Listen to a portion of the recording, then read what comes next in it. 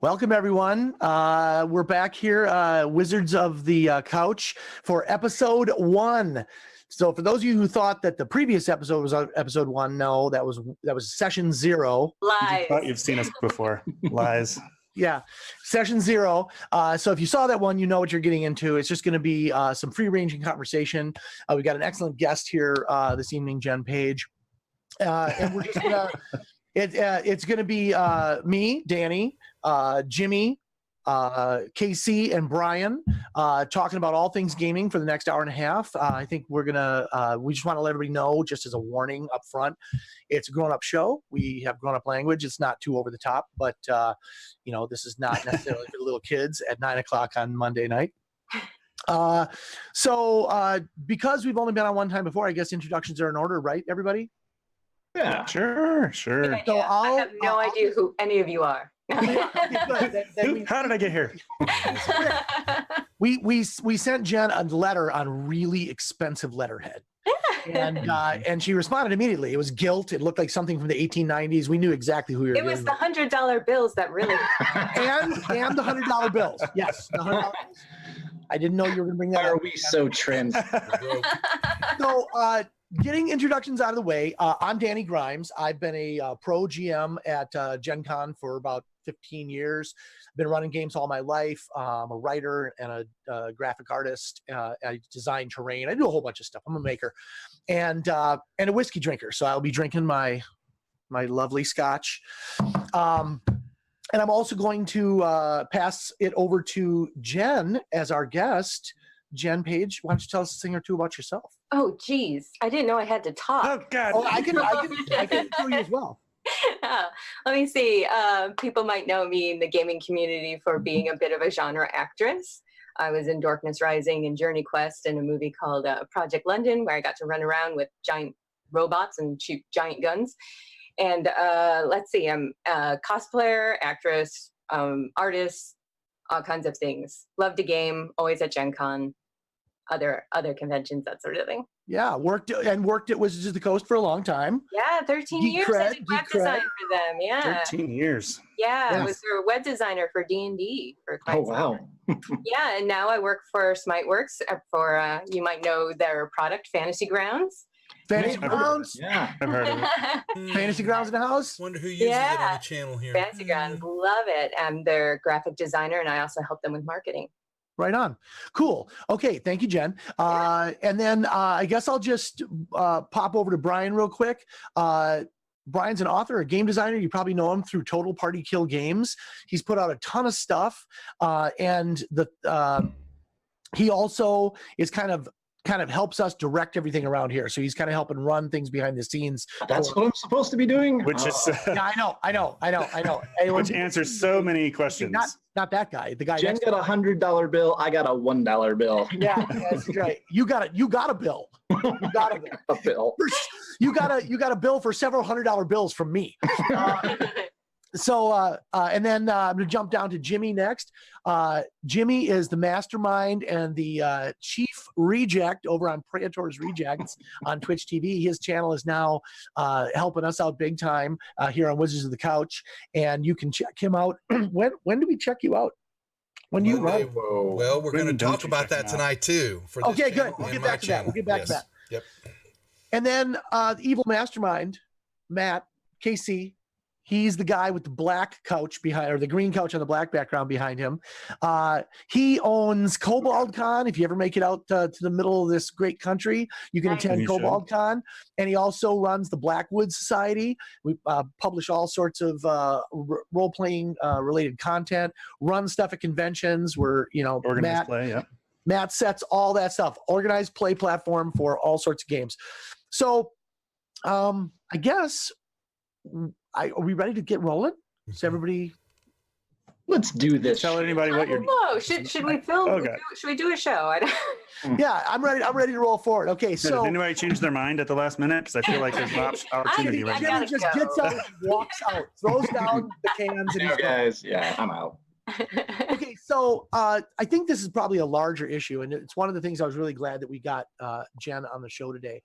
I think it's probably folds into a much larger issue about how this hobby is growing and changing.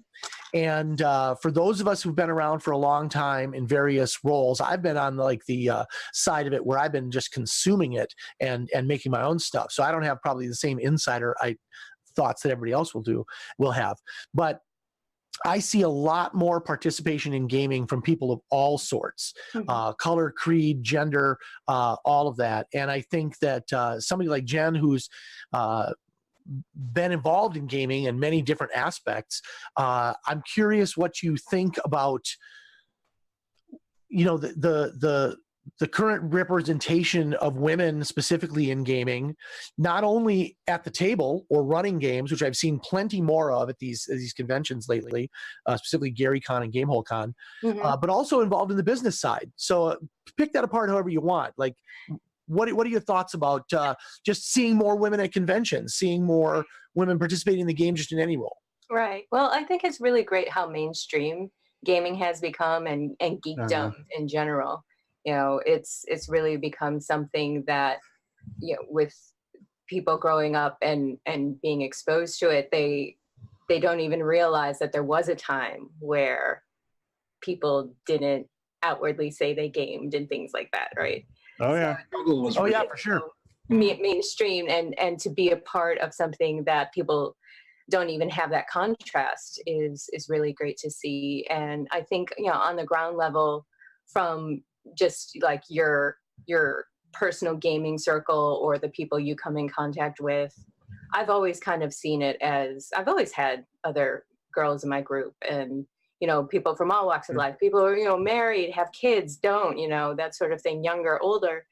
And I don't know, I think it's just really great to see the progress that's been made. And I can only hope that it continues to grow bigger and become even more positive. Yeah, for sure. I likewise always had women, and when I was younger, girls and women who played in my games or who I was playing with, and not somebody else was GMing. So it came as a big kind of shock to me when I met people who were not like that, where it was very much a boys' club, I guess, back then. Sure. And I wonder how much of it. For me, it was. Am I going to go out on a date on Friday night, or am I going to game? So there was definitely no crossroads there. Yeah. I don't even know when the first time I admitted I was a gamer, but it was definitely a closet hobby. Yeah, I would definitely have to bring it up first, right? I have a friend when I lived in Illinois. Right away, I was just like, "Do you game?" And he's like, "Why would you say that?" Yeah, Did I leave my dice out somewhere? What happened? I would like hide your game books, that sort of thing. And it's like, I really hope that no one would ever have to do that, especially about something that they truly love, And it, again, it's so great that it is becoming more commonplace, because you shouldn't have to do that with anything that you're passionate about. It's really, I think you've got a lot of, there's a lot of periphery things you can talk about now that can lead in that discussion. I've had that happen a couple of times now. Game of Thrones, or do you watch Critical Role? Somebody who happens to idly mention Critical Role, you're like, yep, code words. yeah. But yeah, that's another thing. It's almost like being in a scene for music. Like if you know the right 3 bands to mention, you can hang out in the VIP room. Yeah. When I started in like the very early 80s, my way of doing it, I brought my player's handbook. I was always that kid with 12 books in his backpack anyway. And I just sat on my desk.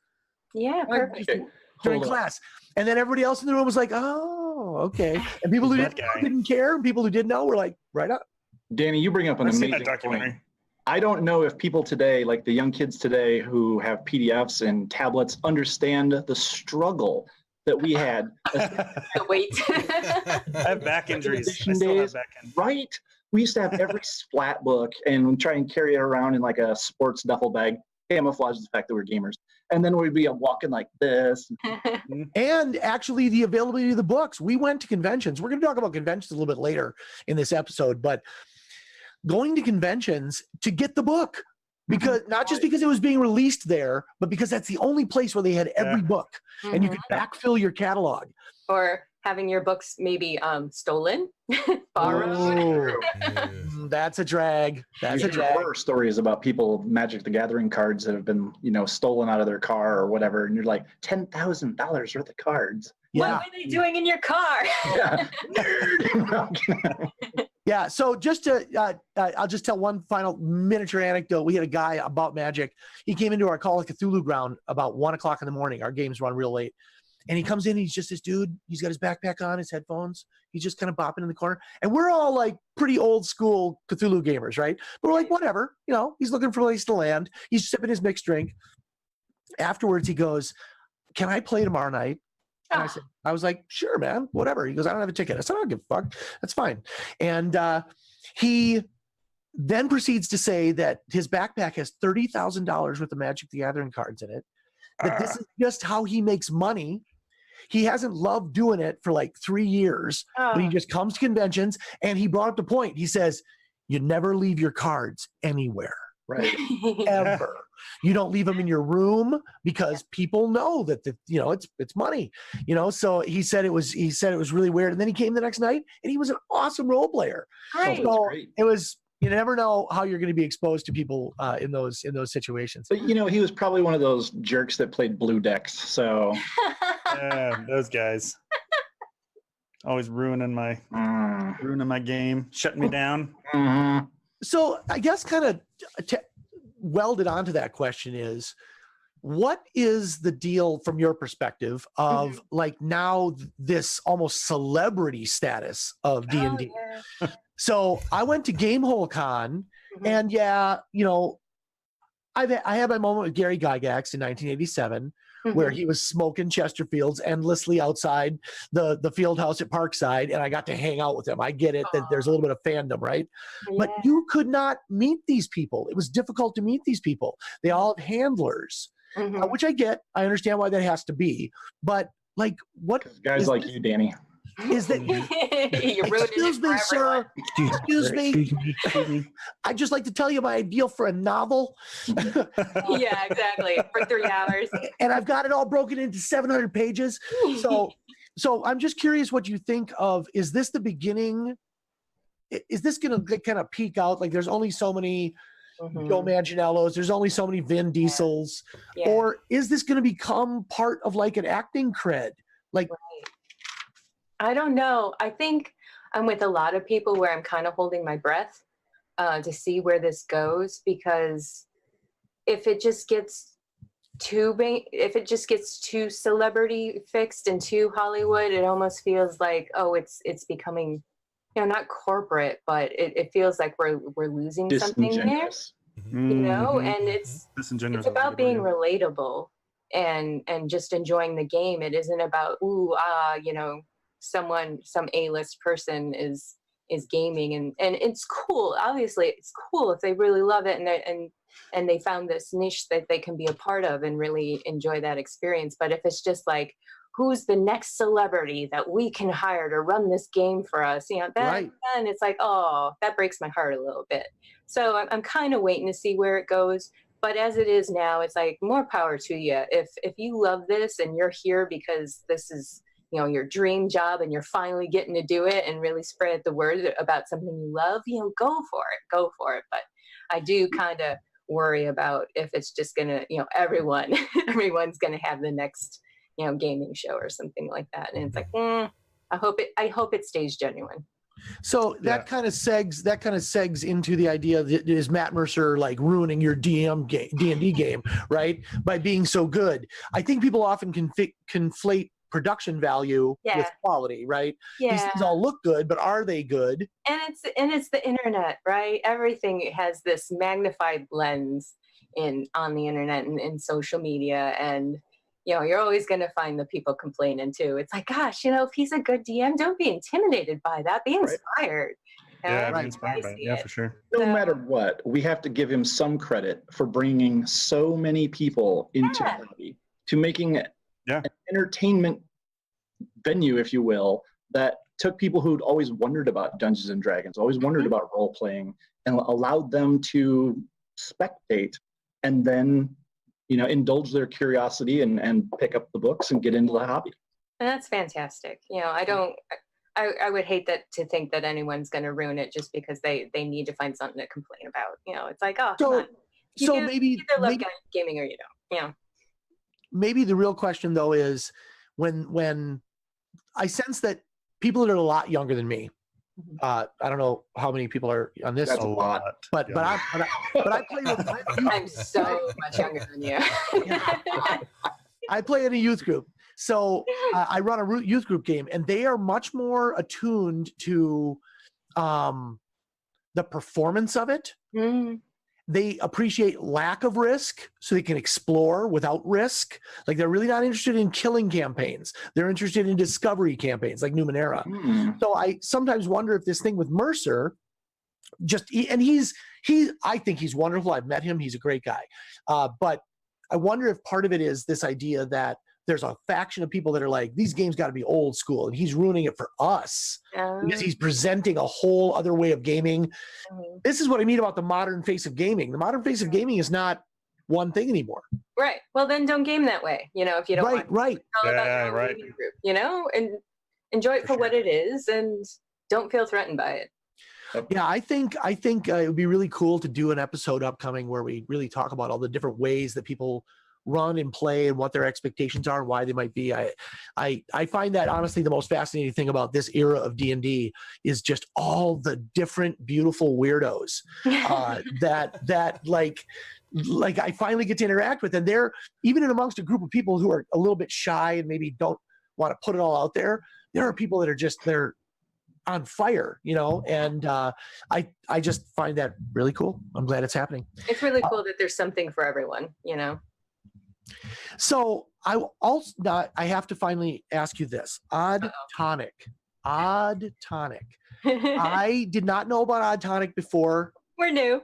2 weeks ago. Well, that's okay. And I went back and I listened to the intro and I was like, okay, this is interesting. And I think because I viewed you through the lens of gaming, which is not all of Jen Page. Right. All gaming. She has many other facets to her life. I thought, well, this must be some sort of gaming thing. And then when I started listening to it, I'm like, what the heck is going on? When I first heard it, I thought you were going to do like a stage play and you do all the voices with Maxwell. And then you were like reading like descriptions of things that really happened. So to me, it seems like a weird mashup of a documentary that is kind of a stage play. Yeah. And like, so you tell me, what is it? All right. For those who don't know, Odd Tonic is a podcast, and we're 14 episodes out now. So we're fairly new. Ooh, 14. Yeah, we got 14 under our belt. And me and my partner Maxwell, it's all us, and it's a podcast about weird history, strange science, and spooky phenomenon. So we talk about all kinds of weird things. If anyone is interested, before I forget, you can go to Facebook/Odd Tonic Society to check us out. But nice. yeah, we've done episodes on Emperor Norton and spiritual possession, superstitions, obviously cursed items, all kinds of fun stuff. We do regular installments of listener stories, and it's just, if you like weird, odd, strange anything, we're bound to cover it. And I just have this big spooky streak about me, and it's really great to be doing this show. And yeah, I just absolutely adore it. So much fun. Yeah, well, you already gave me like 12 ideas for Call of Cthulhu games. So yes, perfect, right? So it's working. Yes, I think it's working. Jimmy, can you post that link maybe in chat, and we can get that up there? We'll put it in post as well for maybe on the YouTube. YouTubes. Jen, is it off your Facebook page? I'm assuming. Mm-hmm. Okay, let me go pull it. And there's an Odd Tonic Facebook page too. Yes. Okay, I'm gonna pull it right now. Yeah, definitely check it out. Yeah, Odd Tonic Society, she said, off Facebook. Yeah. Anybody who wants to listen to two lovely people talk about weird shit. That's us. I mean, that tagline writes itself. Yeah. And I found it fascinating. At first, I was disoriented, which I like because I'm really into spooky, weird stuff too. Right. And so, like at first, I kind of like it where I'm like, what's going on? Uh-huh. 100% sure.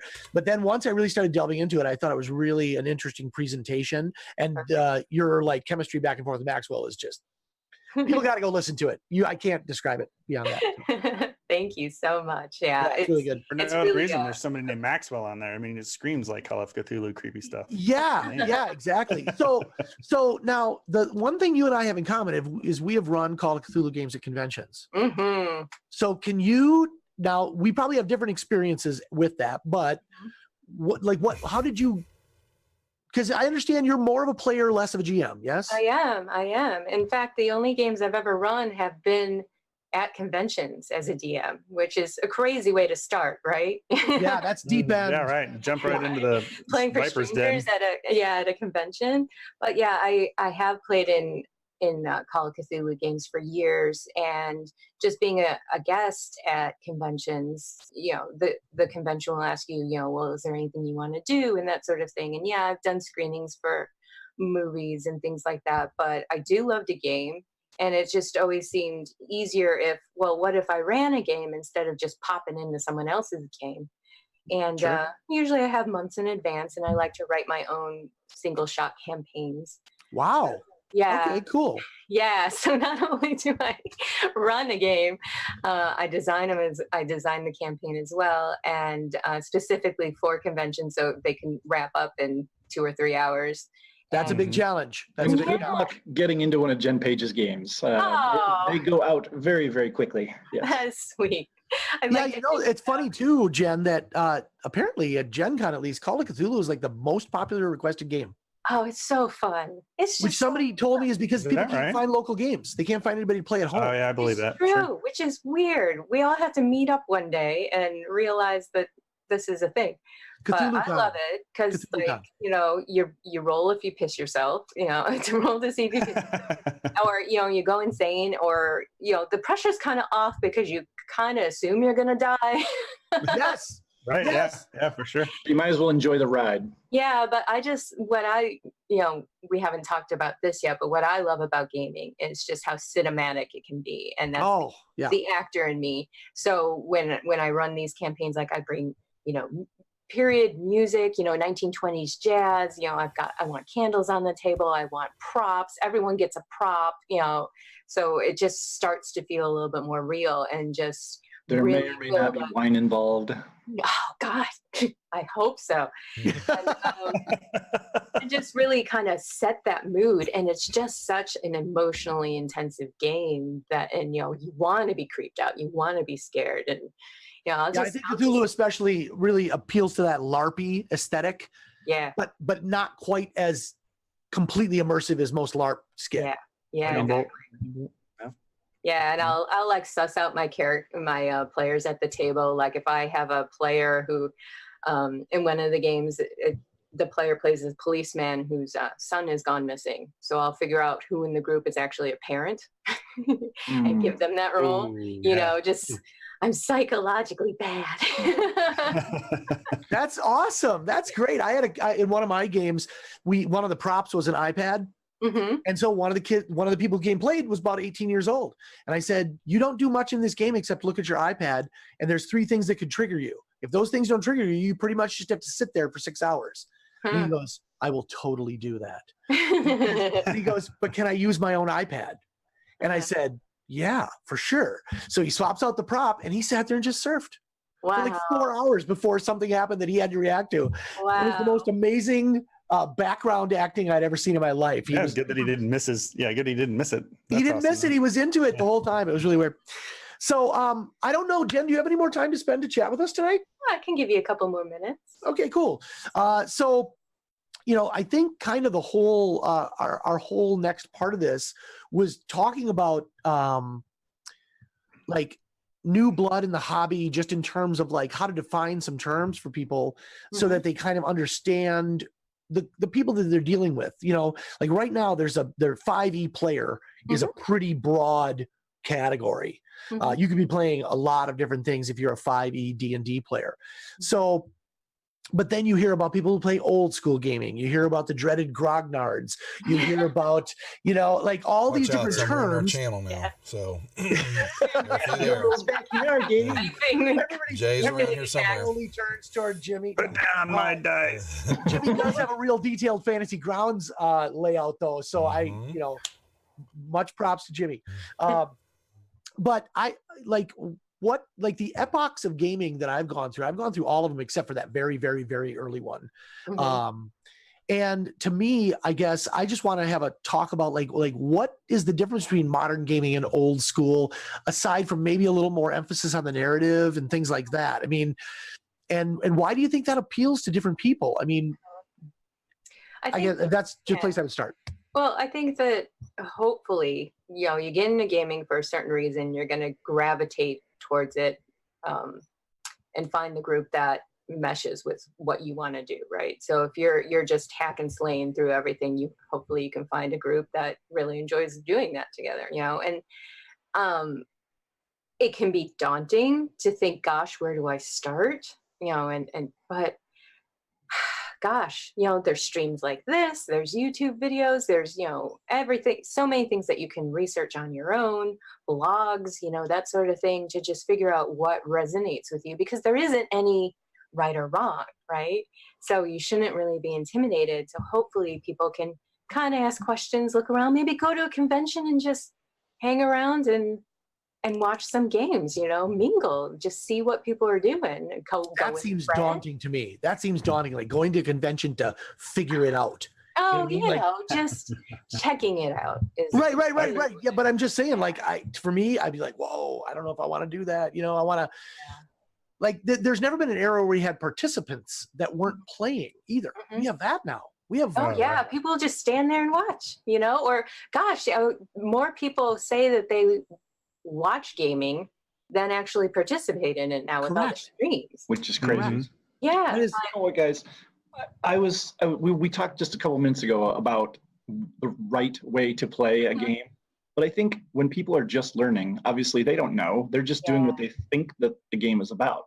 So Right. maybe I just learned 5e D&D, and I've played Diablo before, and that is my perception of what this game is going to be like. Right, And it's not until I hit up YouTube or go to conventions and I learn there's deeper styles of gaming that their play style evolves and they learn to do what they love.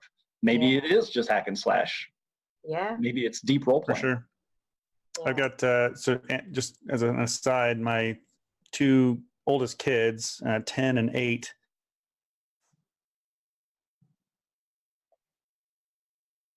Uh-oh. He froze up.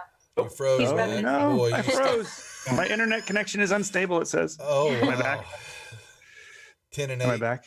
And then you stopped. Yeah. 10 and 8. Yeah. So 10 and 8, my daughter is the oldest, my son being the 8-year-old. And all my daughter wants to do is role play. And my son, I mean, all he wants to do is the hack and slash. Like my daughter will be in the middle of trying to negotiate with the bandit, whatever. And my son's like, oh, Kill it. I love it. But I agree. I like what you said, that there is no right, and I think that's really important for people to wrap their heads around. Is there's no like people that are trying to aspire to be Matt Mercer or whatever. You just do what's comfortable, and you'll have a good time. Have a good time, and that'll be. And I think maybe that video game influence, I don't think you certainly can't ignore it, but I think the idea, like I'm on a lot of Facebook groups and a lot of boards listening to people talk about these things, and somehow they think it's not authentic if death isn't on the line in every scene, or if we're not going to killing the monster or whatever it may be, whatever the trope is, right? But then I think, okay, yeah, I can see how personal taste you can feel that way, but video games have done a shit ton more research into what people actually like to get them to keep playing. Yeah. And way more than this industry has done, way more.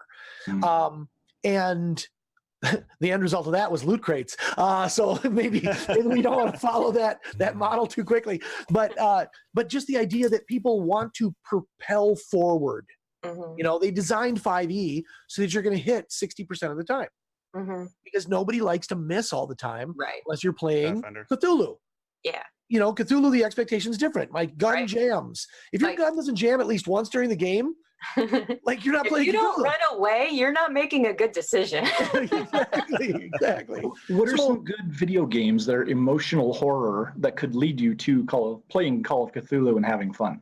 Oh, that's a good one. It would have to be some kind of more of a.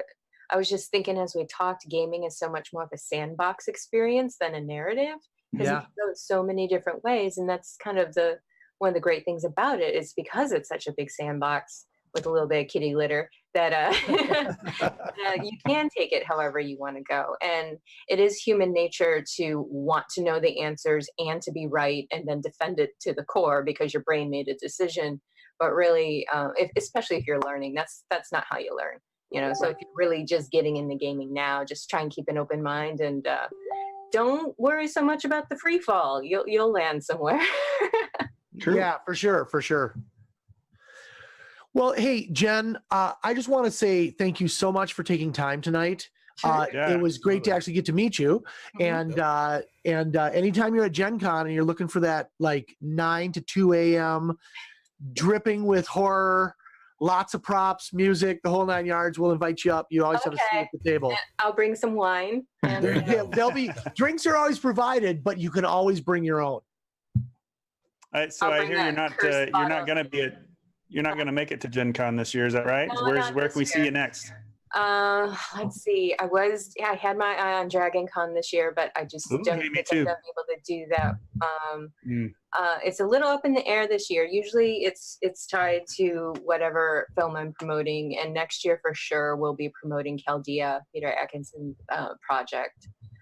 So definitely then. And this right now I'm so focused on I started working on Fantasy Grounds just in November, so I'm still feel like I'm onboarding for that, and that's a full-time job.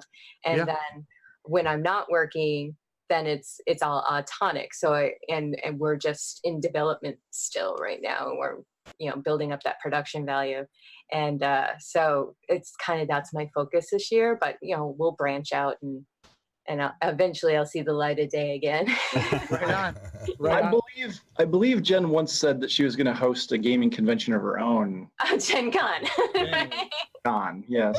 Still waiting for that. Yeah. With a J, 30 yeah. people. Don't do it. It's terrible. No. Like I have enough on my plate. I'll just Oh be my gosh. yeah. But it would be great to hang out with you guys at a convention sometime. Well, I happen to know of a convention in Colorado that you might be. We can certainly invite you to as a special guest. Perfect. All right. Well, cool. Hey, thanks a lot again, Jen. Have a lovely night. And Thank you. everybody, check out Odd Tonic. It's exactly what it sounds like. Thank Yeah. you, Jen. Thanks Yeah. again. Jen, appreciate Have a it. great one. Enjoy All your right. evening. Take care, guys. Have a good All rest of your stream. Yeah, Bye-bye. you too. Bye-bye, Jen. Bye. We are not going anywhere. No, we're not going anywhere. So anyway, we were I guess we were just kind of on that same topic. I was gonna kind of kick it over to talking a little bit about conventions since we just brought it up.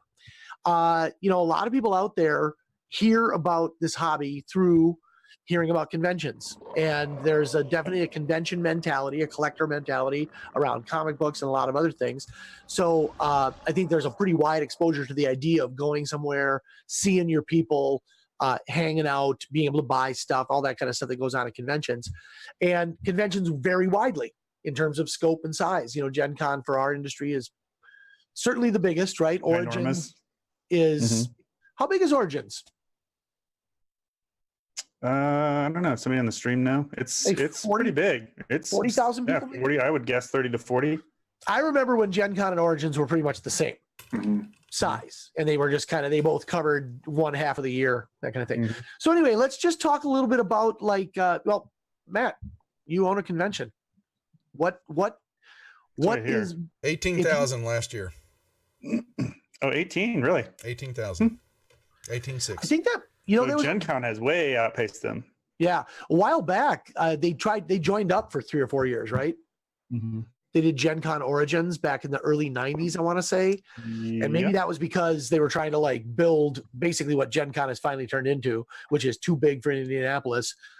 Anybody from Indianapolis listen to me? I'm told I have a number of hobby store owning friends that go to Origins, and to them, it is an amazing convention. They get tons and tons of industry news. They get to go, they get to game, have fun. It doesn't suffer from the same level of ridiculous size that Gen Con does these days. Yeah, well, I should have given Jimmy a graphic from this year's 10 o'clock whistle Thursday morning to get into the Great Hall. Oh my God, it wasn't mayhem. Saw some Everybody actually was pictures. very I'm nice, saying- but oh, yeah, mayhem I in the should sense post of, that, damn, that's a lot of yeah. people. They're showing 60,000 at Gen Con. And I'm assuming that's Yeah, which was I think their sold out number. Yeah. No, their sold out number last year was 72. I was going to say this Oh, was date's it? off. So it's 2016. So I was going to say take the number up a little. So 70 sounds right. Yeah. Yeah.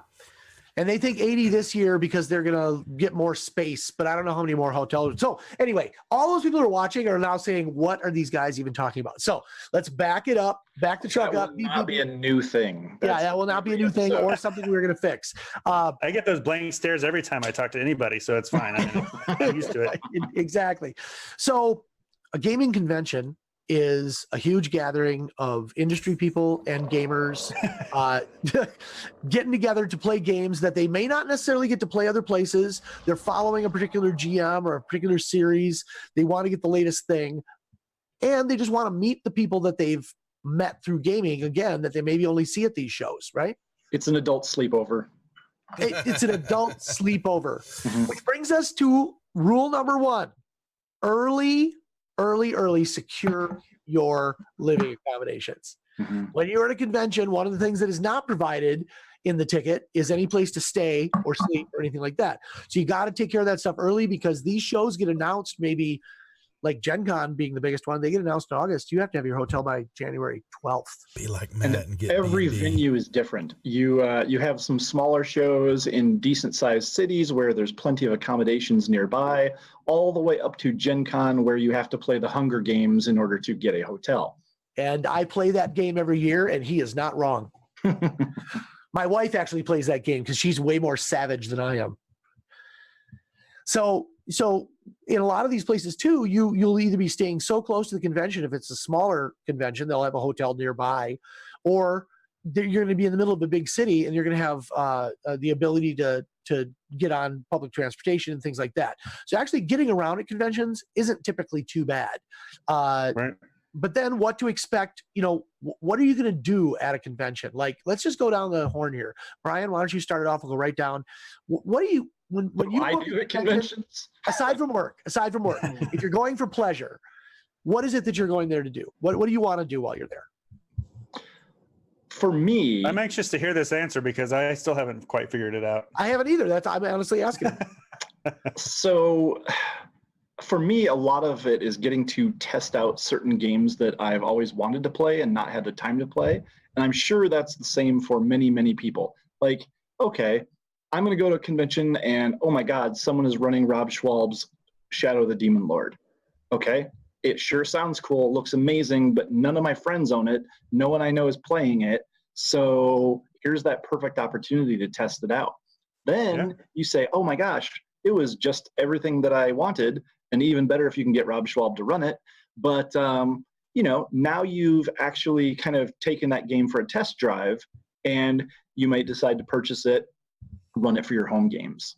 So Yeah, I think that's big a one to big, me. big reason to experiment with things. Mhm. What about you? Jimmy? Devil Dog brings up a good point. So a week's worth of everything that you just said, a week's worth of it. Maybe not for this particular conversation, but conventions have been getting longer, way longer. Like Gary Con, people were showing up on Tuesday with the official, so people showing up on Tuesday, the unofficial stuff starting on Wednesday, and then the actual convention Thursday through Sunday. Well, They've really been getting. This is a perfect segue to VIGs. So let's just talk about VIGs. Very important guests are something that happens at almost all conventions now. And if you're just a run-of-the-mill person who's signing up for games a week after official registration starts, you're going to be maybe a little irritated that a lot of slots are already filled. And you'll wonder, how could that be? It's only been out for a week or the day of. So, Oh my God. Yeah. but it's a trend now. Every show has them. Mhm. Mm-hmm. They pay more up front, and they are guaranteed certain things and given opportunities for certain things that the general public's not available for. And it's a good thing, to be honest, because It is. I'm sure Matt will attest to this. Running a convention is very expensive. It's very hard. And often they're just barely breaking even if they're lucky to do so. And they genuinely about that. have the passion. They want to bring the games to the players. They're doing it for you. So the fact that you might pay a little bit more but be guaranteed to get into those games that you love, totally worth it. Mm-hmm. Yeah, and I think that also goes back to the argument that a lot of people make about paying for GMs, right? In a broader sense, like this hobby is free and we shouldn't have to pay nothing and we'll download the PDFs. Like there's that type of person on one end of the spectrum. And then on the other end of the spectrum, there's the people that are like, I will pay $500 for Beetle and Grimm's Waterdeep Heist because some cool things that people made need to be supported. You're going to throw a convention. Yeah. I got $500. I'll toss you $500 if you say that I'll get some nice parking, maybe throw a couple meals in. I'll get to meet all the guests of honor, whatever. I want to spend the money, but then you're going to have that hardcore on the other side that's just like, oh yeah, only rich people get to do the cool stuff. It's tough. It's tough. But I agree with Brian. It's absolutely essential because if people, as a business person, if people open up their wallet and want to put it in your hand, you don't come up with excuses to say no. Right. You say, okay, well, if they're going to give me that, what should I do for them? And then you, it's like having a patron in Patreon, right? Mm-hmm. That $500 a month person that everybody's fishing for. If you get that person, you're not going to turn them down. And, I think it's important to note too, that this is also like a family reunion. So you've got all the people who you love seeing who share your love for the game, the hobby, and you maybe only see them once a year at some of your favorite conventions. So again, I joke that it's an adult sleepover, but it kind of is. Family reunion and adult sleepover all wrapped up in one. I think those 2 points are exactly 100% on point. Yeah, but I did want to just point out that our Patreon, our one, speaking of which, our one Patreon she's right there. patron is here. She's here, Anna. Thank you very much. Hi, Anna. Anna, you believed in us from the beginning. From session 0, I knew that we were going to go. She was at session -1. Session -1. That's right. That's right. You were there for the extremely clunky. Well, I mean, I'm pretty sure it's still extremely clunky, but you've been with us the whole time. Thank you. So clunky we can't even show it cold. anymore. She was cold and just wanted to warm her hands by this dumpster fire. That's right. That's right. Right. That's when she saw the 4 of us huddled there, and she's like, well, they're not too stinky. So we go to the convention. Oh, great segue. What are we gonna, when we sign up for an event? What does that mean? I know that as someone who's been stood up for my events, I know what it means to me on occasion. But what does it mean? I'm going to sign up for events. Let's start with KC this time. I think it can't. So signing up for an event can't be taken too lightly. I mean, by the player or the GM. We had several. Just speaking from my experience this year, we had several game masters that no-showed. Several, I say, but it's like 3. So I guess that counts as several. But 3 out of the 500, 400 games we had, so it wasn't too bad. Not like a poor representation, but those players were seriously disappointed. They'd come up to the front desk. In one particular case, 6 players walk up to the front, and they're like, "Hey, our GM didn't show." And that kind of ruins their whole, like they had a 4-hour block that was dedicated to that particular game. And now they'd be with, I ran around and hustled, tried to find them another game, ended up getting them all able to sit down somewhere else. But I mean, it is a commitment. And that's the same thing on the player's side. When you have a game master who's gone the extra mile to make sure that this experience for them at the convention is going to be an awesome time for the next 4 hours. And you're like, yeah, I had, my lunch is running long. I'm not going to show up or whatever. I can't make it that day. And you don't cancel your ticket so we know that there's an empty spot. I mean, it affects other people's experiences as well. So yeah, I mean, it's a big deal. It's a big deal in the convention sense. It is a commitment. I think people shouldn't take too lightly. How about that? Yeah, I fully agree. What about you, Brian? This is interesting, and I guess I've never really thought about it until now, but there's a certain percentage of pantsers who don't sign up for games, who know that they want to go to the convention, they want to have fun, but they're not planners. They haven't scoured the internet to see what games are being run. They want to show up, they want to play some games. However, the more popular your convention becomes, the greater the attendance, especially if there's limited numbers of GMs. Suddenly, What was that, Matt? Invisible. Oh, sorry, it's my invisible bottle. I keep drinking. I keep catching myself because Okay. every time I take a drink, my face disappears. Whoa. Weird. That's a potion he's drinking. He's Yes, drinking of some- invisibility, clearly. Magic. Yes. But what if conventions had a certain percentage of slots that were just open, you couldn't reserve them, and you just had to show up and jump in? Is that too crazy? Am I on No, crack? I don't think it's crazy at all. If I can add, I don't think that it's a crazy idea if you have 1 or 2 seats that are going to be dedicated. Mhm. And that's for the game masters that can handle a 6 or an 8-person table. For instance, at KoboldCon this year, in Colorado Springs, koboldcon.com, and That's where it is. was that too obvious? No, At it's KoboldCon perfect. this year, so we had 4. There were a lot of GMs that only wanted to run a 4-person table or a 5-person table. So it's really difficult to say 3 of those can be assigned beforehand. We're going to leave 1 or 2 to 1 or 2 for open gaming. Yeah, I thought too, as you were telling that story, I was thinking of like a GM's corral where it would be up by registration. And when these people come out and complain about a game, you just wait until you get 5 or 6 of them all gathered there. And you say, would all you be willing to play this? And you just grab a GM out of the corral where we keep them with the hay and the beer. And and they run everything. they run a game. Yeah. Jimmy'd be perfect for that. We just say, Jimmy, Just get a Yeah. stable of game Savage, masters give me like a Jimmy. Deadlands game with this and that. And Well, you'd be we like, so I can throw that in at the Fan Expo that we run in helping out Monkey Mind Tabletop group here in Dallas.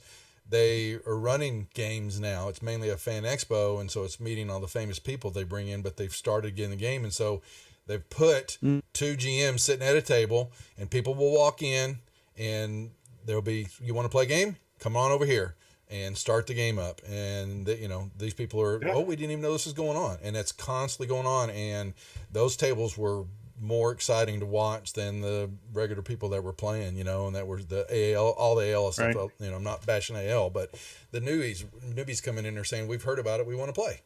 So, Right. Yeah. I think that's a good idea. You have it from a stable of game masters up front that are ready to roll at each particular session, and I think that's easy. That part is easily doable versus So- trying to save or reserve a couple of generic seats. so you could have both VIG reserve for very important people. They get the extra time and all that effort. You get regular reserve, and then you get unreservable. Hmm. They can't be reserved. These are the announcements of the game. Come Ooh, one, yeah. come all, you show up. And so Right. the reason I'm Mhm. thinking of this is we were camping this weekend. The site we got wasn't the one we wanted, but when we got there, the rain had made people change their plans. And suddenly Mhm. there were all these sites that were available. And so I said, well, pick one of the sites that nobody showed up for. And Susan goes, no, I'm just going to get one of the unreservable sites. They cherry pick the nicest ones. And actually, there might even be some wisdom in making a few of those unreservable ones VIG level. Yes, So absolutely. you got VIG for the money people, and you got VIG for the breads and circuses crowd. Because the people who show up just at the very last minute, you don't want them to have a poor experience. You want them to be like, oh my gosh, I could still get into this amazing thing. I had a Right. great time, even though I was flying by the seat of my pants.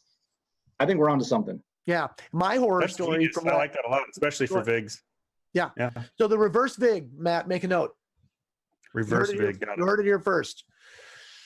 And then I was just going to say the example that I had last year from Gamehole Con, we'd never run events there before. Gen Con, we've got a pretty mortal lock on running Cthulhu games. People know us. They want to play in our games. It's not because we're the best, just people know us, So we go to Gamehole Con and we register, and it looks like everybody's going to show up. And we buy props, reverse VIG. We buy props. We had cowboy hats for people, bandanas. We had prop pistols. It That's was a outstanding. Western Cthulhu game. We spent money. We bought booze to keep in a cooler for the 21 and ups. Oh, all now this- I'm in. yeah, I knew. I was running down my list, just waiting for your eyebrow to raise. Mhm. Cowboy hat, nothing. Bandana, nothing. Prop gun, nothing. Booze. I'll You take all had the me in above. booze. You had me at drunk. So, so On that note, this guy walked in, and he walks in the room like this, and he goes, "He's signed up for our game. Not interested," and walked out. Oh, Really? wow. like to my face. I mean, he didn't know I was the GM, but I was just like, wow, Don't let the like doorknob that hit is you in the that backside. epitomizes like bad convention etiquette. You know, So- if you're not going to show up for a game, be far away from it. Can I bring up a different topic? Yeah. I actually wanted to talk today a little bit about why some gamers are so passionate about their thing and cannot see beyond that and hate everything that's not what they love. I'm guilty of it sometimes. Yes. Are you asking a question about people that come up and tell you about their character? Is that what? Oh, fuck me. No, I'm not. I don't even want to broach that subject. If anybody is watching this, Brian Berg loves hearing about your character at his booth. So if you see Hello, TBK, and hello, my name is Brian. Tell me about your character. Is a Mhm. T-shirt that we're having made for him. I do think This is that the there hashtag. needs to be some t-shirts involved. But if you bring me a beer, it makes the whole process so much easier. So That's basically, too long of a what you're hashtag talking to write about- out. I'm not I going to do agree. that. Yeah. Basically, what you're Tell me talking about your about is siloing, right? I mean, you get Well, into a addition silo. numbers, you know, why can't you just be happy that someone else is playing in your hobby Yeah, I don't instead of understand it at all. hating No. what's not what you don't love?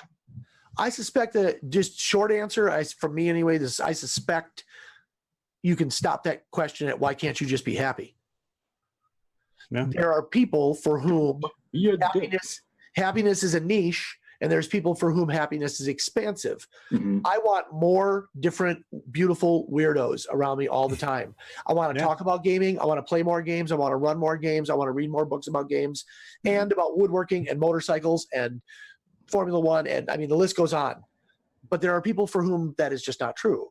And they fall in love with something and they can never fall in love again, maybe. I don't know. What do you think, Matt? Yeah, I think you have this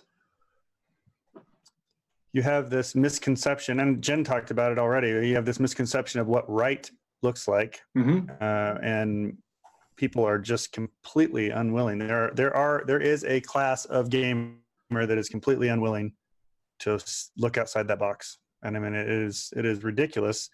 Some of the best times that I've ever had, particularly at conventions, to kind of bring that back on topic. I think it all flows into each other. Yeah, so I mean, some of the best times I've had in gaming have been at games that I don't, or in areas that I'm not familiar with. When I'm learning something new, like what's the Thieves World game, Sanctuary? Like when I'm learning, play Sanctuary, I never would have ever picked that game up. Ended up buying it. Right. Never even would have looked at it twice had I not played it at a convention. So I mean, there's. Yeah, I think that's the answer. There's just I think you hit the nail on the head, Danny. There's just a group of people that are completely unwilling to see outside and be happy about anything. But I think, else but other but than it, what but they it does, and it would be okay if we could just dismiss those people and just say, "Hey, you do you, I'll do me. Mhm. Never the twain need to meet." But then there's things like memes, or I don't mean memes like online, but I mean like just ideas, like character death. That's a big divider. But I know very successful games that have no character death, and I know very successful games that have lots of character death. The same types of people play both games, but there's a certain thing about, like, if that's not the stakes, it's not really role play. That's what it really comes down to, right? It's not Sure, really ... yeah. So what other examples are there of things like that people draw that line in the sand about? Well, I was thinking from another direction. So you've got people much like us who've grown up and they had to fight for this hobby, right? It was top secret. You didn't let people know that you played. Shockingly, now it is incredibly popular and pop culture. It's everywhere, right? So I think there's this old group of grognards who are holding on to all that angst and hatred of back in the day. And they truly love the one thing that they truly love. And it's misplaced passion, because it's amazing that we all love this game or this hobby, right? But it's okay for someone else to love it in a different way. You're Agreed. never, ever going to see me play the My Little Pony game. Never. Right? It's Those just, are My Little Pony I would play that game, but yeah, I mean, I watched the whole series though, so. but am I going to, lash out at you for doing so? No. Just Doesn't it come down to how we define ourselves, though? I mean, like, there's just a lot of people for whom that early struggle, it's almost like I paid for it. Mhm, I paid for your hobby. mhm. I got my ass kicked 12 times behind the dumpster at school because people wanted to tear up my D&D books, you know, Right. and then the kid who played the flute was not too far behind me. He was in band. All those people who were in those peripheral, you know, I guess you just say kind of non-alpha type pursuits, we paid for it. And I never looked at it like that. I was just like, yeah, I took a few shots, but like I didn't think that entitled me to some special status.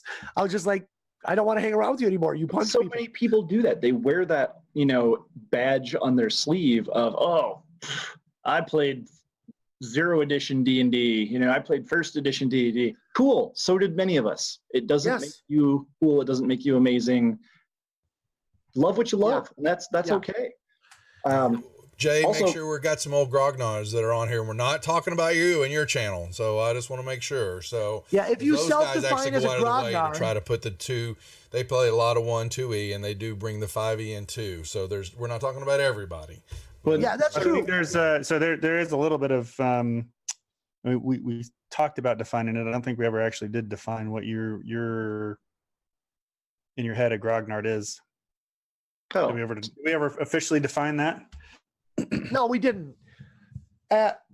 My 2 cents is it's anybody, and it's weird nowadays because it used to be only pejorative, and then now it's a badge of honor because people these days who get a name called to them, they own it. Mhm. But I think it's just a specific kind of very pen and paper, lots of math. Everything is described, and there's a certain way it should be done. And Yeah, I think that's that's probably it. good. So my thought is they're anachronistic. They have not left the past. They're still living in 1979 or 1984, whatever box set that they played in. And that to them, that's it. There's nothing else. They're inflexible. They're almost not happy for you that you're playing the same game that they love. Yeah. Which to me is bonkers. Also, Beth Damus, little shout out there. She brought up a great thing about how just some people just want that attention to shout negativity on the Trolling. internet. And that is so unfortunate. Yes. Trolls. I don't Yeah, even know if very it's much so. trolling. I mean, troll implies that they're doing it to elicit a response. I think that there are people that just want to vent and voice their opinion and their disgruntlement. Yeah. Yeah. I mean, it's it's I mean, unfortunate. this exists for everything, right? It's not, Sure, it's it does. not- Yeah.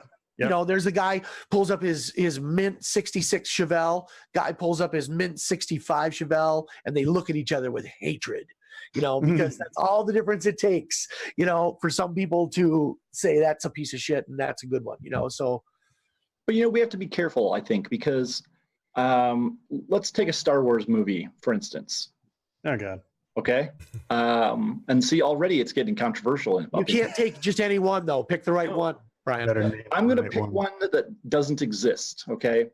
The Phantom clonage. I don't know. Sure. Right. And some directors we're making it. This is going to happen. It's going to be epic. And then they start teasing out, a little bit here and there, and the fans attack it. And suddenly the studio says, you know what? It's not going to be well received. It's going to damage the brand. We're going to pull the plug. And guess what? We, the fans, didn't get a movie that may have been awesome. Right. And they may have not only pulled the plug on that one, but privately pulled the plug on 3 more movies that would have expanded the hobby, the genre, added great lore that we would have enjoyed. So the more negativity that people are shouting, especially about the games that you love or don't love, you got to watch out because there are consequences. Sure. Yeah, I think that's a super valid point. I mean, it only underlines for me the credo that I try to live by, which is make what you think would be cool. An audience will find it. Right. So, My Little Ponies. My Little Pony, bronies for life, hashtag. I feel like if you create that which you love, other people will sense that. I don't know how they sense it, but they can sense that it's a passion project. Mhm. Even things that are, no, I'm out. I'm out of the closet. I'm fully out. I have a limited edition John Larroquette Professor Brony T-shirt. I assume that's cool. Yeah, it is. It is. Your assumption is correct. So I just feel like the way fandom works is it's inherently a little toxic. It has to be. You know, it's a love for something that you do not produce yourself. And if you're not making it by yourself out of love as a producer, then you're a consumer. And I tell my kids all the time when they rip on a movie, I'll say, your investment was exactly $11. Yeah. No one cares what you think. You know, if you're just going to be relentlessly negative, if you have real criticisms, that's fine. But people are just relentlessly negative. The additions war thing, I never understood. Game of Thrones. What's that? Most recently, Game of Thrones. Yeah. Oh, yeah. But thank God for Game of Thrones because we got to watch it That or is not. exactly right. You can read the book Mhm. or not. You can read the comics or not. You know. I think, And I think Beth is spot on. I mean, Beth says in the chat there that fans go way beyond criticizing the game. They attack the producers, the writers, the people at an emotional or personal level, which is just beyond the pale. I mean, I can't imagine to pick any disgruntled fan and put them in the shoes of the person that is responsible for developing that. And what kind of bullshit are you going to get from them? oh man, they would be lost on the Yeah. first day. Yeah. Yeah, there's the illusion. This is another thing with production values too, right? Like you were talking about before. We can make things look so good that it masks a lot of talentless. Oh, wait. Damn it, guys! That's my whole shtick. Wait, that's my whole modus operandi. Hey, Oh Jimmy, God, we just got raided, Bambooski. Jimmy, can we make this unlive? Can we make this not have broadcasted? Hello, Chuck. Too late. Chuck's Chuck. here. Chuck Hey. Drake. Oh my. Yeah, so The I monkeys are coming. as someone who plays a 3.5 game and a 5e game and a Numenera game, I think that all that stuff is just silly to me because I don't understand why you have to stake your claim. There's no claim to be staked. You can play all of Yeah, them there is no claim. at all, Right. and there's no stakes to making it. Right. And you know what? Like honestly, so back to women in gaming and back to conventions. Sorry, I'm getting handsy over here. That's okay. Oh no, that was me going meow because he said, "Look at those sexy beasts." I was misinterpreting. Sorry. When I'm working a lot of these trade shows and conventions, I see a bunch of girls entering this hobby. And you know what? They don't care that you're ranting on the internet about first edition or whatever thing that you love and hate that they're playing. You know what? The gaming industry is going to change. The face of it is going to change. With so many young people in it right now who've now just discovered D&D, that's going to lead to new games that they're going to get tired of D&D eventually, right? It was the gateway drug for almost all of us. Yep. And so they're going to find new games. And the experiences that they have now, 20 years from now, might mean that they're the new film directors. They're the new game designers. So we should 100% encourage all of this because they are the new face of gaming. And not just women. I mean, everybody. So Yeah, and I think too, doesn't that pipeline kind of propagate itself? You get into it for 5e, but then you're the one person in the group who's like, but there's no I don't get bonuses and I don't Right. get to add my shield to the thing. And that kid is going to not keep playing with those people. Right. He's going to start either find a group that wants to do that or run his own. drag And them kicking and screaming into Yeah. the next game system. Yeah. and then you'll find people who they want to play. It's like kids these days who listen to Black Sabbath. There's a million bands that sound like Black Sabbath since Black Sabbath. They don't have to listen to that, but they learned that Black Sabbath was the first one that did it. Yeah. and they have enough respect for history or whatever that they want to go to the source of the Nile. They don't want like derivatives. Mhm. So those people will still play first edition. There'll be just enough people still playing first edition, even out of this audience, Mhm. that it can keep going. I mean, OSR is a real thing. Yeah, absolutely. Yeah. And it's not just first edition, right? I mean, Right. there's all different set like BX and AX and all those different, I don't know what all those things mean. I got to say before, I'm sure I'll be attacked viciously in the comments for this, but I didn't hope think, so. I didn't think first edition was any great shakes. You know what I mean? I thought it was a cool idea, poorly implemented. And I think largely it was because I was just, funnily enough, We're getting death threats now. I was just watching a Matt Colville video, and he said, my first book's not that good because I wrote it. If we'd had a team of writers, it'd have been better because then it wouldn't have just been all my voice. I think first edition D&D is Gary Gygax's voice. So you get, his was great, but it's only one guy. So I think people just like things because it allows them to be in a tribe that they feel comfortable with. Right. There went half And the viewers. What they're missing out on is that it's all one big tribe, right? Right. Or should Right. Well, College football. we all have to split and define. You know, I think that's just a characteristic of not only gamers, but just people in general. We sometimes we want to be a part of a 70,000 stadium crowd, and sometimes we want to be the fifth hand on a 5-hand poker table. You know, like it just depends on what you want and when. And you never know. Some of those trolls on the internet, maybe they're just having a bad day, man. Danny, Yeah, I think that's all. give you That's a fine, hug. but you don't. There's no reason at all to bash people who don't see Right. that way. Don't see it that Right. way, right? I mean, there's no reason at all. There's just let them do. You be you. Yeah. And they be. Yeah. I that's the part, honestly, they be they. I can understand why people don't like certain systems. You know, Mhm. apparently I love 100%. Shadowrun as a There's concept. shit I have played that I don't like. Yeah, Shadowrun as a game is terrible to Oh play. wait, no, Boop. Nah. No, Terrible to play, Okay. but is an awesome Terrible to concept. play. First and second edition are. Shadow Math. I'm sorry. Because- I'm only referring to Shadow Math. So here's my perspective on that.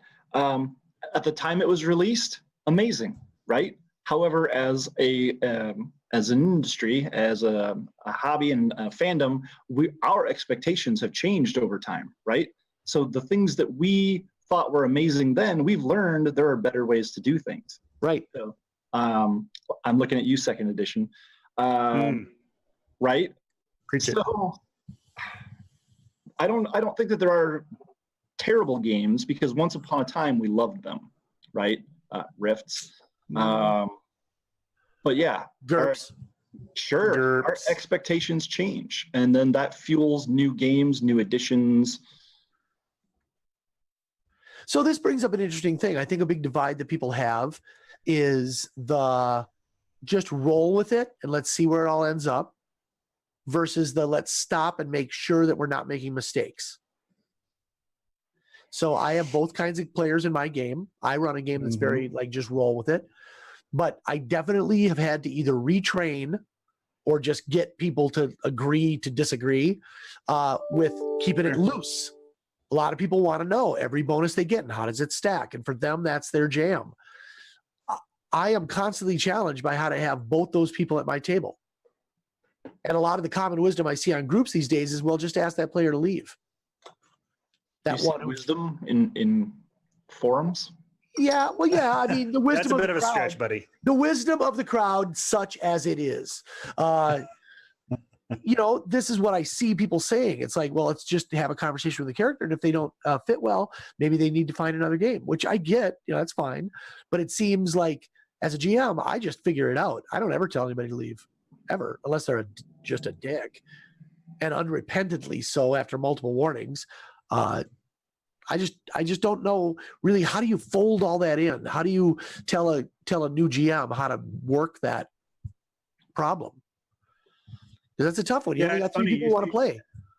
Yeah, I don't, not to. Hopefully, this doesn't go too far off on a tangent, but I think you see that a lot. You see all the game master, dungeon master Facebook groups, and they're always asking questions on how to handle this situation or that situation. And if you think about it, you take the bird's eye view of what's going on, they have a lot going against them. I mean, they've got their players that expect a Matt Mercer level of dungeon masterness, and then they've got the people who want, as you described them, you get the role players who want the excessive amount of, not excessive, that's the wrong word.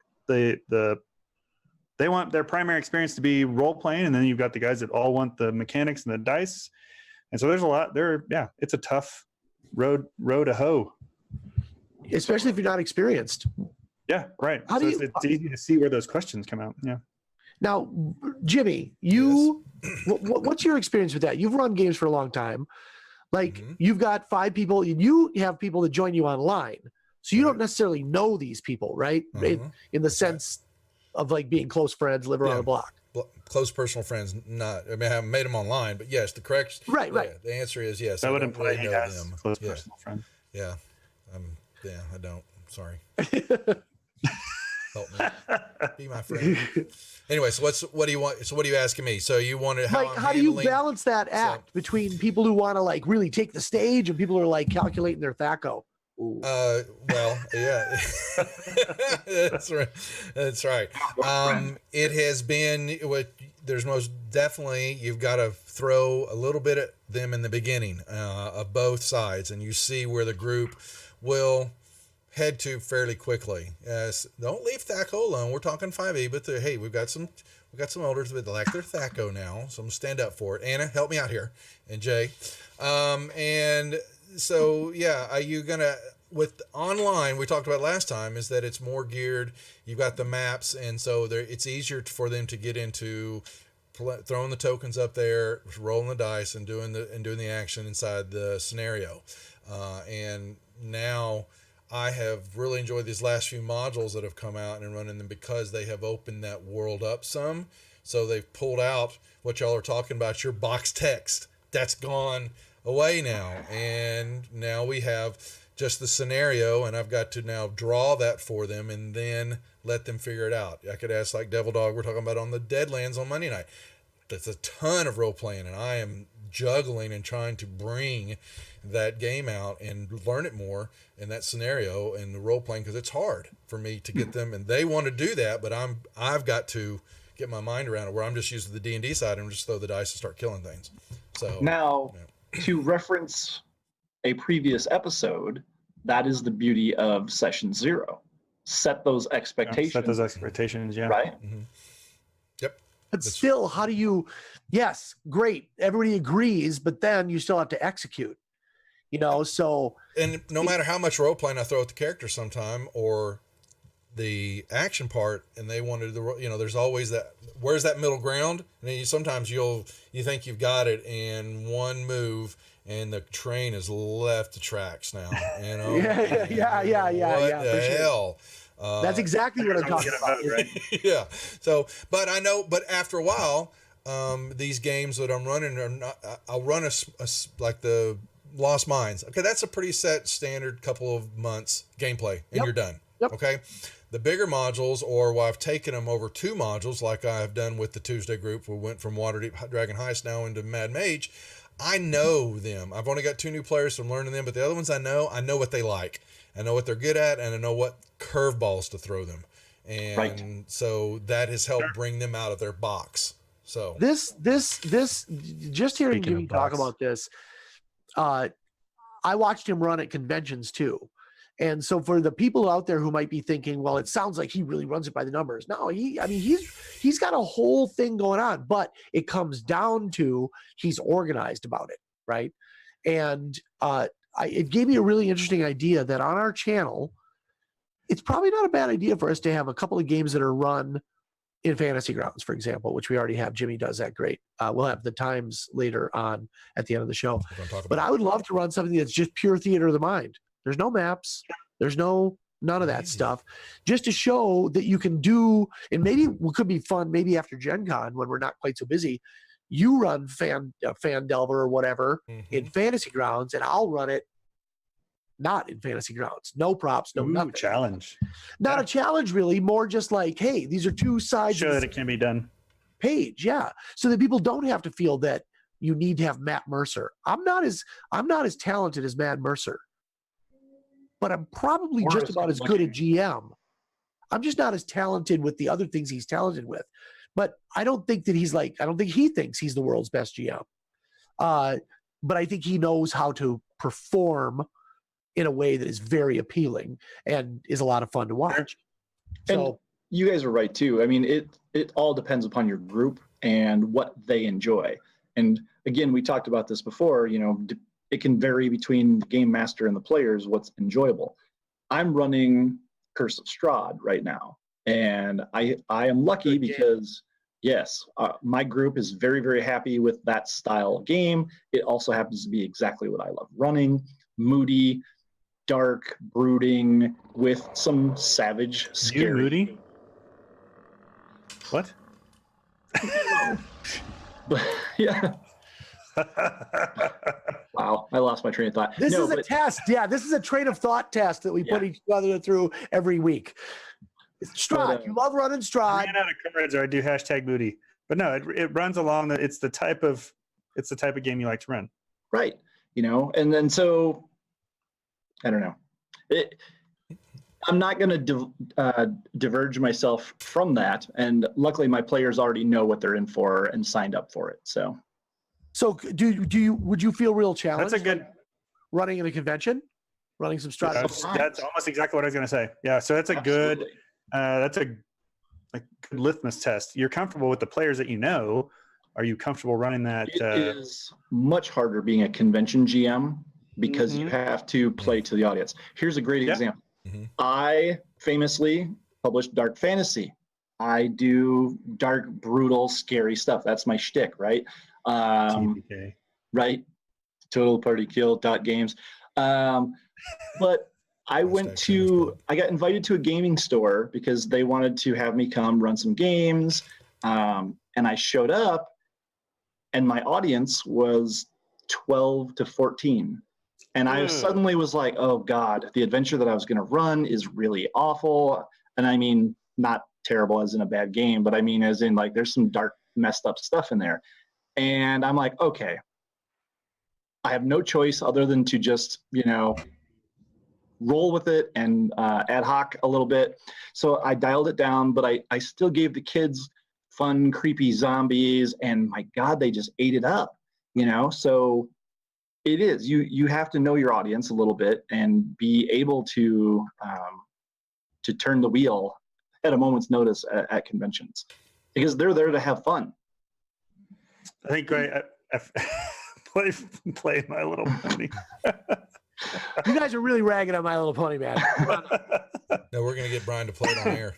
I think, I don't want to dive into it at all, but I think we had a perfect example this week of a game master not reading his players and not confiding in them and what type of game this was going to be. Mm-hmm. And oh my God, it's splashed all over. I must have received, 2, 5, something like that, personal messages like, hey, have you seen this? And the UK game where they were talking about the game master went totally off the rails and went way outside the bounds of what he should be. Yeah. Failed to read his audience. And I think that's apropos, if you will, and what we're talking about right now. You've got to be able to read the players. And conventions, as everybody has already said, it is tough. It's tough. You have no idea who these people are that are coming to sit down. When I read about that, I never in all of my 30 some years of doing this have I ever needed to resort to sexual violence or anything like that in any of my games. Yeah, and I have scared the shit out of people. I don't need that part though, because there's something just inherently about it. Like, I don't want to do it's not about triggering somebody or PTSD or any of those things. Yeah. It's just more like, I was raised in the Midwest, like you just don't do that to somebody, you just don't do it. So to me, it was always a bright line, but I feel in some of the comments I read, people were defending it because they said this game, I don't know exactly what game he was playing. I don't think it was D&D though. It was a vampire game master, I think. Okay. He traditionally used to playing vampire. I think he went to 5e. Okay. So not only didn't read his audience, but didn't read the rules either. But to me, what these people came down to is they said, this is a game that glorifies killing monsters and other player characters and NPCs all the time. Murder. Like, their life is ended. Rape isn't as bad as murder. Now, to my way of thinking, I'm like, well, To who? yeah, I'm like, yeah, maybe technically murder is one tiny bit worse, but I mean, I don't know. Whatever. I couldn't parse that logic. It doesn't belong, But for these especially people it's who made supposed the to parse it. comments, I think they honestly felt that way. They were like, why are you? And that's the type of people he should have been playing with. Yes, yes. Not the unknown convention crew that he just picked up and arbitrarily said, "Hey, this is going to happen." Mhm. And Welcome for to those my who don't know game. about Vampire, that type of stuff, while I still think it would be too extreme for any Vampire game I would run, that kind of extremity is kind of baked into Vampire. Like, you Right. should be a jaded, cynical, cigarette smoking, like person to really, I think, love Vampire in the deepest possible way. But yeah, I thought that was a very interesting story. And Yeah. And I didn't mean to derail the conversation, but it segued or it fit right in. I keep saying that word, segue. Well, I Anyway, think it fit it's right into where segueing- we were going, right? yeah, I think what we've really been talking about all night tonight has really been this, that we are a hobby that has spanned many generations, that has spawned many new games, Mhm. and is now at a point where it is poised to potentially maybe not double its audience, but like significantly gain audience. There's talk about a Magic, there's the Magic the Gathering setting that's going to come out in 5e. There's Mhm. going to be, Ravnica. all those things, right? So as though, who would seriously not play a 5e version of GI Joe? Right. I would definitely play a 5e version of GI Joe. So like, if they could get some more of these properties where it's not just about swinging a sword, and they could do maybe kind of like what Monty Cook's team did, which was come up with a cipher system where it's Mhm. just like a rule set that is available to everyone. They do have that, obviously, but make it more generic. We're going to grow this hobby with these new people, and they're going to have to come join us on the bus, and we're going to have to leave seats open for them, because it's not just about all the cool kids at the back who were doing it since whenever, because a lot of those people sucked at this game, both as players and GMs. Just because you've been around forever doesn't mean you know what you're doing. Or So- simply haven't grown. And because many of the they're new back people there. are really, really good. I mean, I'm amazed by young people in general, how much better they are at everything than we are. Well, put think to about how much more effort people now seem to be. I don't know if it's legit, but seem to be putting into the role playing aspect because of what they've seen and what they've their understanding of what D&D is right now. I mean, if you went back to the 80s, we didn't do. We had the box text, and we read the box text, and then all right, roll for initiative, and there wasn't a lot of subterfuge or a lot of there was no role playing, right? Right. I mean, I feel like for the most part, that's fairly new. That was not a 1E thing. So I feel like I would agree. When we first started playing D&D, there wasn't, because our expectations is it was a combat game, and then you got the loot from the monsters, and then you hurried to gain more XP so you could level up your character and be tougher, right? And there's a huge psychological aspect to that I'm just going to ignore. But it probably wasn't until the World of Darkness that I really said, oh, wow, this game thing can be so much more than just beating up monsters and taking their stuff. My God, it can be role playing, it can be depth, it can be story. You can actually walk away feeling like you learned something. So Yeah. everyone's different, and certainly I'm not going to say that no one can role play in D&D, especially in older editions of D&D. That would be a foolish thing for me to say. But I think that we have, as a hobby, grown. What about you, Jimmy? Yeah. What's your experience with those kind of two poles? Have you always been more of a straight D&D guy the whole time, or have you had role playing periods or other games that allowed more of that? No, for me, it has definitely been D&D for many years until doing the streaming and now being opened up to more of the games. Like we said, cut a little of my teeth on the Castle Crusades and Earth Dawn. So hell yeah. and so that was learning that. But Yeah, a little Earthbound. Yeah, buddy. But I think seeing the popularity of it brought role playing more to the front. And now even the other channels, and I'll pick on Jay a little bit here. They've got a lot of stuff going on their table with terrain and miniatures, but they are role playing too. I think some might say, I think we were younger, and so to us, this new game, and we just wanted to play and kill things and have fun with it. And I didn't know what role playing was, even though I was a shiny knight and I could act like it, but I don't think I was ever doing anything like we do now. And seeing especially on the online side now, I've got a camera, and people will get more animated, get more into it now. That's at least what I think. So, but I have now definitely geared my stream to have more of the RP on this side than just the playing the dice and the killing. So, because I'm trying to bring an entertainment to the channel that's more than just killing things. So, Right. Well, I was just to close this out. I'll just say this. And I think we're rolling up on on the end of the show anyway. But I just wanted to say I had a different experience than all of you guys. I had two GMs at the very beginning who were very.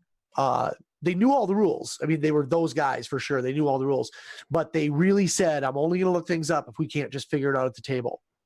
And so, like my night, I had a paladin. And I was encouraged to like come up with my own prayers. He wouldn't let me cast a spell unless I had my own prayer written for it.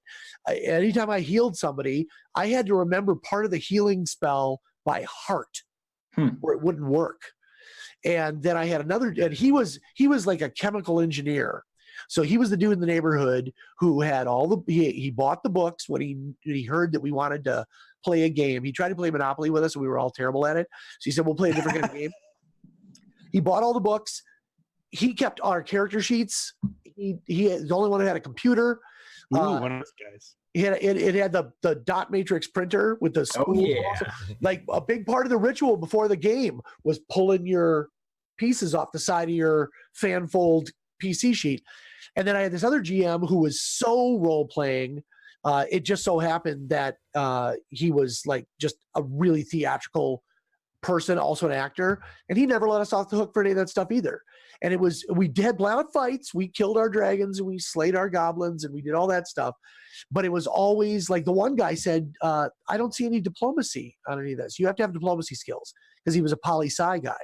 So like right off the bat, we were negotiating with orcs, not necessarily fighting them. And then he would cue us in if the orc was particularly bad. He would just step up and try to attack us. Then we knew it was okay. But otherwise, we were really encouraged to do all that stuff back in the 80s. So as I saw this all rolling out over the last 2 decades where more and more of that's being done, I was just like, why didn't I write this down back then? like we were already doing all this stuff. Monty Cook, 2020, right? Yeah, Monty Cook's a perfect example. I could probably list 20 things that are now canon in his games that I've been doing for 20 years. Which I don't take umbrage at. I'm glad he figured it out, and he's made really good games, so I like to play them. But yeah, I came up as a role player who just happened to be playing D&D, not the other way around. Yeah, and I think Beth, again, she kind of hit the nail on the head with that particular sentiment, is that back in the 80s, there was no internet, 80s and 90s for that matter. So it was very dependent upon the person that you were gaming with. Yeah. And in my particular group, there was nobody like that. It was hack and slash, and that was it.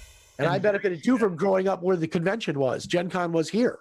Yeah, valid. So Yeah, for sure. Even my convention experiences were like, I rode my bike to the convention. Nice. So it's just it's probably more of an outlier than anything else. Well, hey, I think that just about brings us to the end here. I think there's a couple things we want to mention. I don't need to do all of this stuff. So if we want to talk just real quick about programming notes. Yeah, let's do that first. Programming. So we are going to be ourselves as a group. We'll be doing a game. It looks like it's going to be on a Sunday night once a month. Maybe I can twist their arms to 2, maybe on the Sundays, and we're not going to be streaming on the Monday nights. playing some different variety of games. I'm going to be posting on the Facebook page. Here, I want to run a game or two for the channel. And we've got to pick a night toward the end of the mid Wednesday. Well, if we still meet on Wednesdays, Thursday, Fridays, and it may do something that's every other week. So I want to post that out there and get feedback from everybody on the Facebook page of nights, and we'll have some signups for it. These will be cam games. These will be full on, a little bit different from my channel, because I'm going to be posting over there too. Not trying to plug PradersRejects.com. We're going to be doing, I need to bring my streams back up over there. I've got a few people, Moondog, yelling at me because I am not streaming any more games over there. And so Jimmy, let me make sure I'm reading this right. We're going to run some Wizards of the Couch games where we are the players, but Yes. also our viewers get to play with us.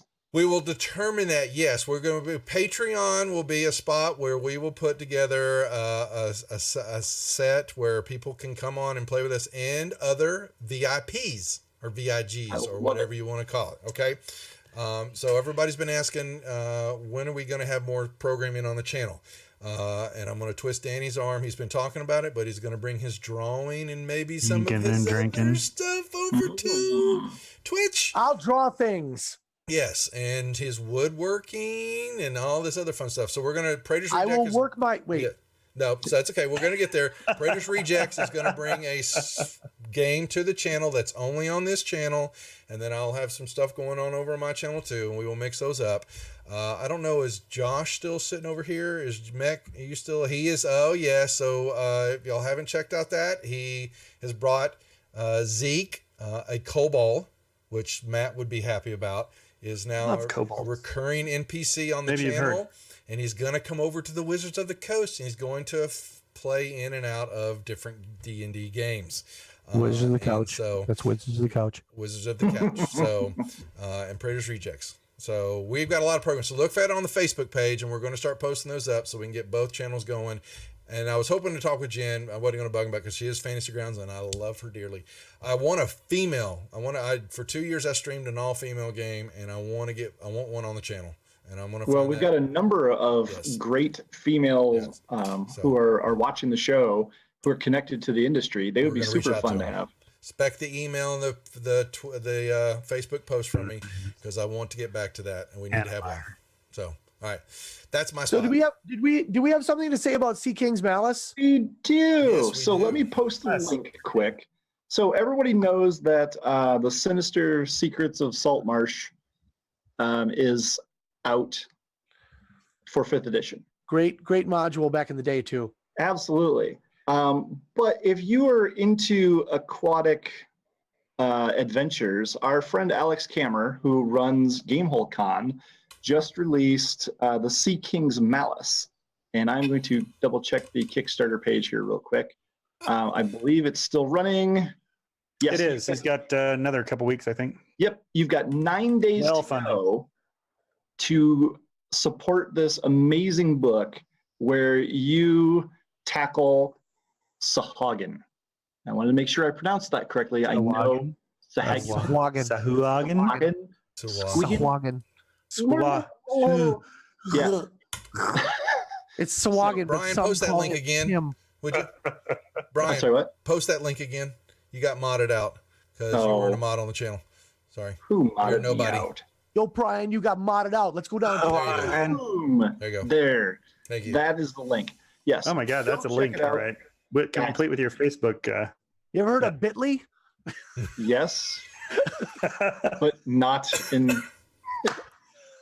Next time, upgrades. Promise. Hey, I just started using Bitly like a year ago, so Are I'm we no one to teasing? talk. I'm sorry, I missed it. Are we teasing next week? I mean, next episode? Did we tease that yet? I wasn't paying attention. Sorry. I think we're kind of teasing it right now, but I think we should I just make trying people to check beat it out the over Facebook head. page tomorrow. I think that's a great idea. Yeah. Let's see what we're up to. As to perhaps our next guest. Who could it be? Mysteries under. He also we can give one more clue about our next guest that we haven't already given. He also is deeply involved with True Dungeon. Deeply. Yes, he is. So those of you who have not Gotcha. been to Gamehole Con, you might know him from that. And this guest No also relations. owns a ridiculous collection of everything RPG ever material. printed from TSR. It is deeply ridiculous. And I have been told will be happy to regale us with some tales of the actual reviews for those products. Yes, well, I'm sure he'll be happy to regale us. Will we be happy to be regaled? Yes. And may or may not have outbid me on a couple of items. Most recently, a jerk. So good thing we're not in the same room. All right. Thank so you, everybody. This has been Alrighty. This has been Wizards of the Couch, episode 1. They can't get worse, so they're gonna get better. Mhm. Yeah. And it's me, Danny, Brian Berg, Jimmy Duffy, and Casey Rift. You can find us here, twitch.tv/Wizards of the Couch. Apparently, we're doing more programming. Yes, Who we knew? are. And Pretty big. no, it didn't come as a total surprise. I know, but I really want us. I really like to see more people check us out on Twitch. We're going to be posting stuff on YouTube. We're all over Facebook. We're getting other stuff up and running. It's not perfect yet. We're just 4 earnest souls trying to make our way in this gaming world. So I want to thank everybody who was here tonight. I want Yes. to thank my fellow hosts who are awesome and super fun to play and hang out with. And is there anything else anybody else wants to say before we get out? Let's definitely thank Jen Page for taking the time to come hang out Absolutely. with us. Yeah, and 100%. talk Thank smack. you, Jen. She gets a coffee mug. Yeah, or something. We gotta we All right. don't want to send no crazy night. precedents, We're though. good. Good night. Folks, Take thanks care, for watching. everybody. Y'all take care. We'll see you.